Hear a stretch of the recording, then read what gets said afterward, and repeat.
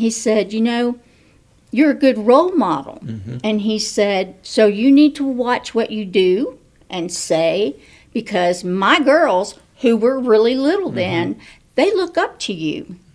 And you set an example for the new ones coming up. So were the stories true about him looking through holes in his newspaper? So I had some really good teachers and just some really good experiences, and a lot of them, each of them actually just have something that I could pull from them and say that, hey, they molded me, for today.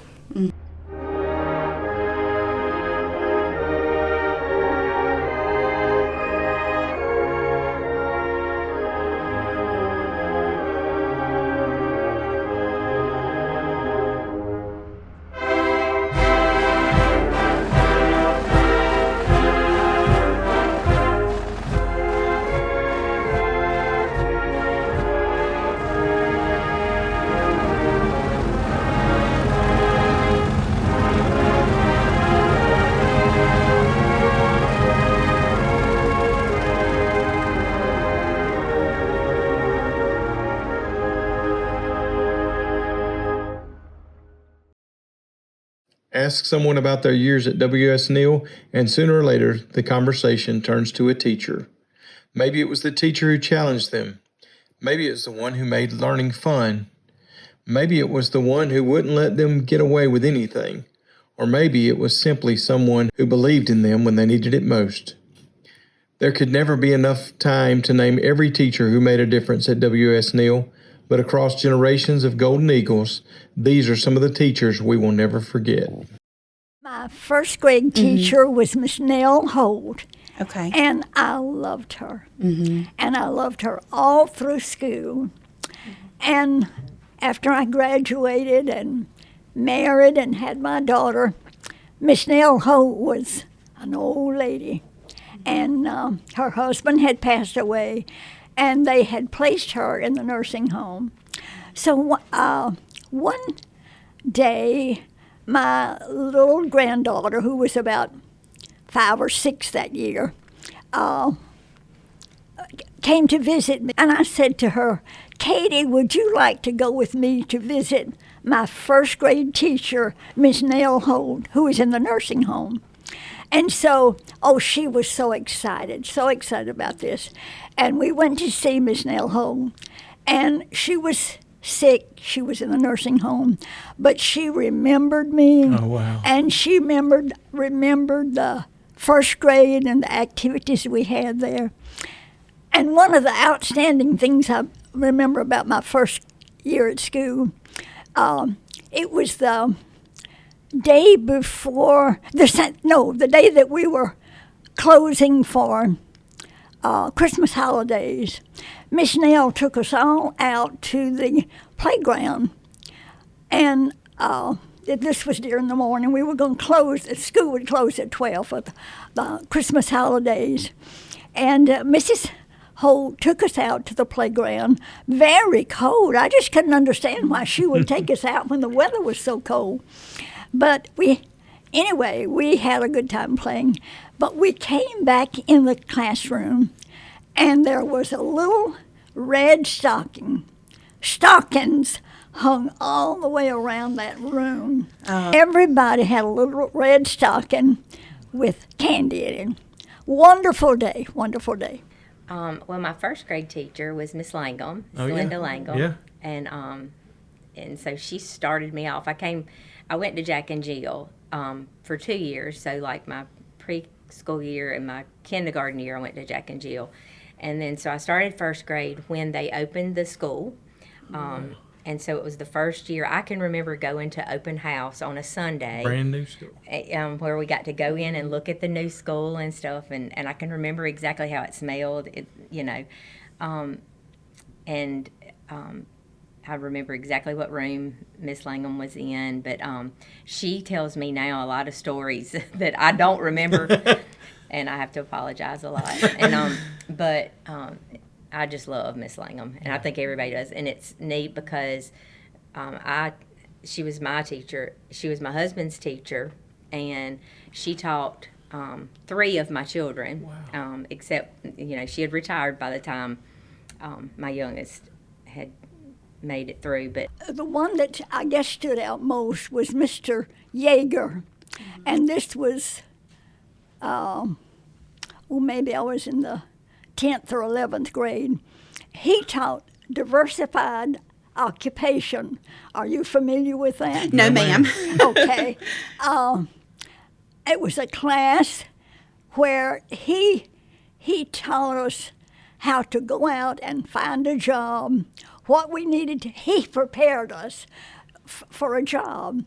And so I loved his class. He taught me how to apply for a job and how I should work, the right attitude, and so I went to his class in the morning, and in the afternoon I got a job at Beasley's store.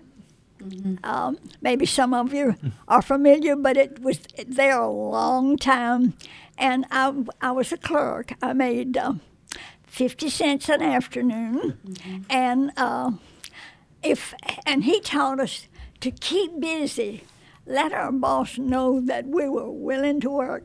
So when I went to work, there was not always a customer there to wait on, so I'd get a dust cloth and I'd dust the merchandise or rearrange the stock or clean the candy counter. I always kept busy. But I appreciate Mr. Yeager. He took a special interest in me, helped me to find a job, and at the end of that school year, I was making $5 a week, which back then was a lot of money. It's a lot of money. So I had several favorite teachers, but I will tell you, Mrs. Susan Parker in first grade, she kind of set the tone for me. I just remember her little charts all over the walls, and I can still picture, I memorized the dots of how to count because we, started counting by 5s and 10s and that kind of thing. And so I remember her little dot charts. Patsy Justice for second grade was probably one of my favorite too, and it's because she was very eccentric and she allowed us to do things and thinking outside the box. I remember my dad getting a refrigerator box because we were making a play. We got to make up our own play, write it, and then we actually got to perform it. And so I remember getting a refrigerator box and cutting holes in it because that was our palace. We also made the solar system and hung it from the ceiling. She was just very hands-on, and that, I think, with my personality that turned into my passion for education. I think she just really fueled that. Mrs. Edith Raines in the third grade kind of did too, because she would read us Ramona Quimby books by Beverly Cleary after lunch, and I loved to read, and so those were some of my favorite books, and I still have those books. We had Carolyn Adams for math. Oh, yeah. And she was absolutely the best math teacher. And we say that all the time, that we understand math, and not because it came natural, Right. but because we had Carolyn Adams. Yeah. She was just a fabulous math teacher. She really was. And even when my kids, got in high school and into math, I would say, well, this is how Miss Adams showed us to do it. You know about Mr. Rittenhouse? His first year at Neal was my senior year. Okay. And so I loved his class, which I knew I wanted to teach social studies at that point anyway. So I just ate up his class. When I got to Alabama, I was in a microeconomics class. There were at least 200 people in there. And I got out my old Rittenhouse notes from high school, and it helped me through the class. Sure. Because I wasn't going to ask a question in front of 200 people and embarrass myself. Right. But those notes that I took from his class, it carried me through, and I ended up with a B in the class, which I was completely fine with. But yeah, he was a great teacher. He was. Mm-hmm. He was, and again, he would just walk the rows and just talk to you. Talk about history. He had his little notes that he would use, and he made it difficult and challenging. And looking back, it helped prepare me for college, like you said. Yeah. I don't think I took a class at JD that was harder than his. Right. So, but yeah, he was great. He definitely prepared me for the note-taking part of college. Absolutely. Did you have Mr. Daly? I did. Yeah. Yes. Yes. So were the stories true about him looking through holes in his newspaper. Papers. I don't know if there were really holes there, but he did have a newspaper. And he always knew what you were doing. That's what everybody says. Yes. That he always knew. Yes, he did. And he did, and Coach Lambert did. I will never forget Coach Lambert would say something to me, and he would say, "Howard, don't roll your eyes." Because apparently he would say something, and I would roll my eyes.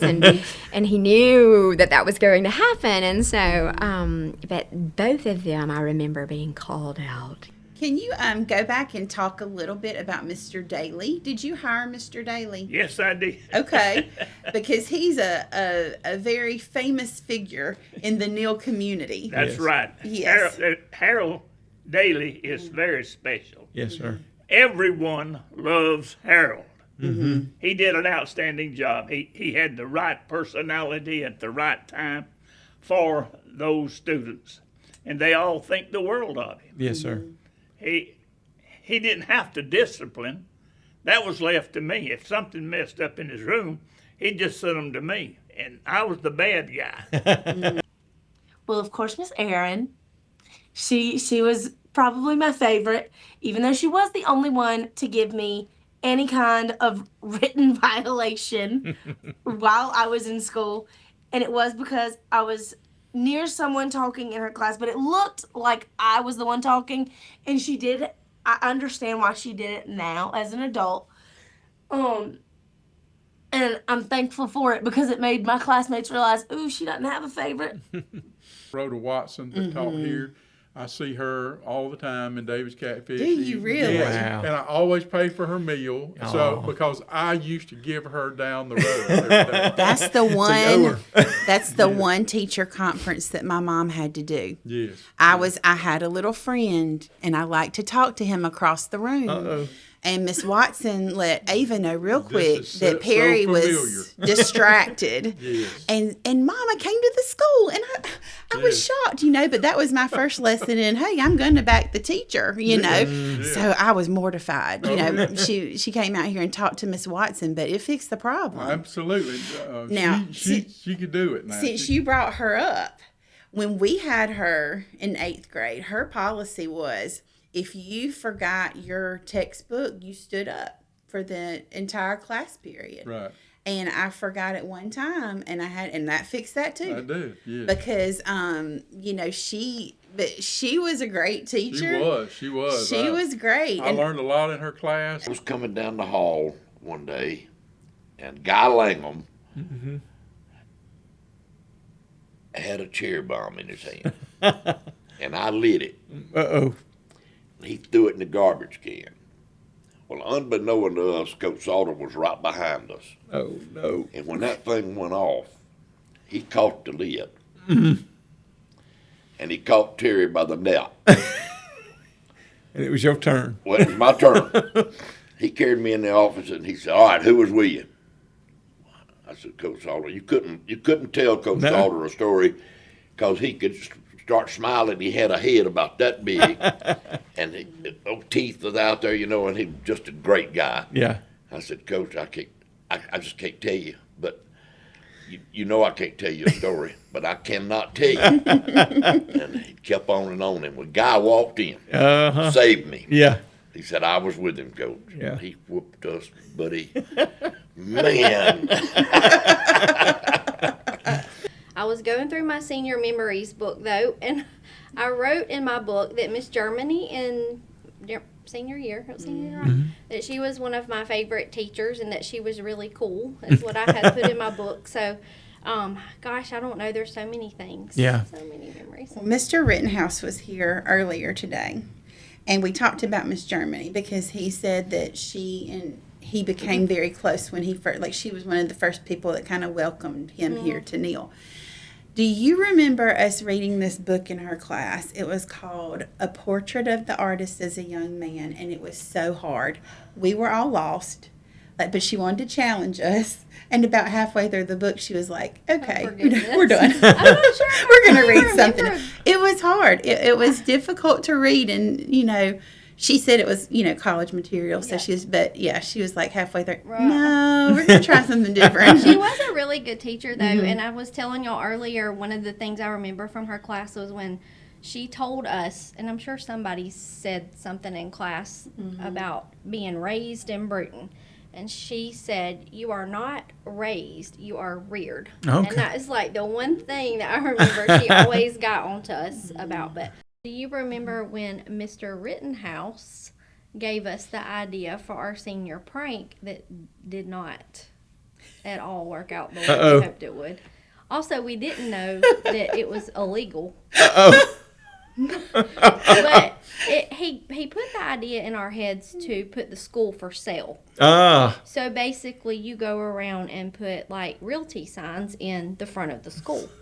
Well, we didn't know. So after that party that we had, our little senior party, several of us hopped in various cars and we rode around town. And collecting Heinz Realty signs and whatever other English Realty signs. And we had trunks full of signs until one of the cops. Were you in that car? No. you can't. Yeah. There's I forget whose vehicle got caught with these signs. And so then that plan was a bust. But we didn't know that we weren't supposed to be doing it. We just thought it was fun. We'll blame Mr. Rittenhouse. Mr. Rittenhouse, All yeah. Mr. Rittenhouse He's not here to fault. defend But himself. yeah, that was 100% his idea. Well, he's no longer with the county, so he can't be held responsible for that. Statute of limitations. That's so funny. Hey, at that point, he was a first-year teacher Yeah, with us. That was 'cause, his y'all- first year at Neal. Was it his first year? Yeah, he was our such a senior rebel. year. He was a rebel. Yeah, he was fun though. Our senior year was his first year. Back when I was a senior in high school, me and Coach Taylor was really close, and I'd call him my father died when I was about 12 years old, so he was sort of a real true father figure, But I always wanted to be like him. I wanted to go to school, get my education, come back and make $5,000 a year. A teacher's influence isn't always measured by what a student can do while that teacher is standing beside them. Sometimes the real measure comes later, when the student discovers that the lessons, confidence, and expectations that a teacher gave them are still there. Mr. Rogers was right there with me every step of the way when I decided I was going to try out for drum major. And he did like the clinicals that we had before auditions. And he was like, I would go to him and be like, hey, I want to do this and I want to do this. How does this look? And he was like, yeah, that's awesome.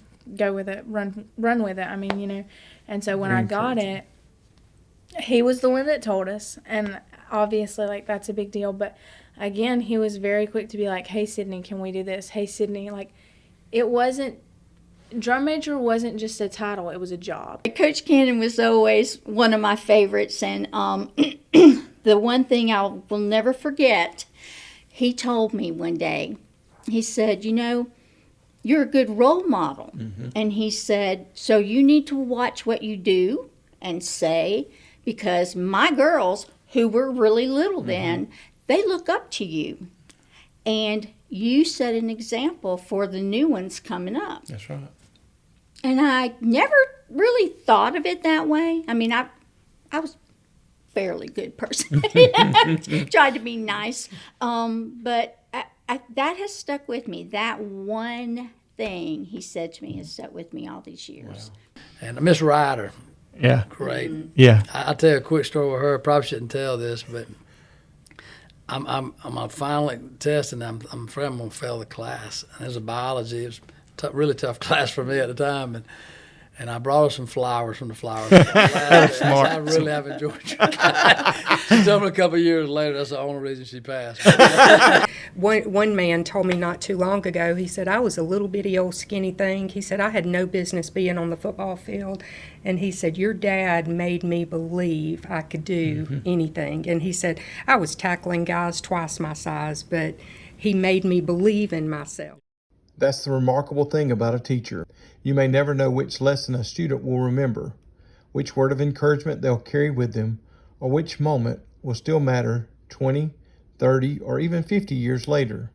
A school year eventually ends, students graduate, teachers retire, but the influence of a great teacher doesn't necessarily end with the last bell. For generations, the teachers of W.S. Neal have taught much more than subjects. They've shaped lives, built confidence, created memories, and given students something they carried with them long after they left these halls. And sometimes, after all those years, we still remember exactly how they made us feel. I had a wonderful teacher that made me feel very comfortable, and I felt very loved from the very first day at W.S. Neal School.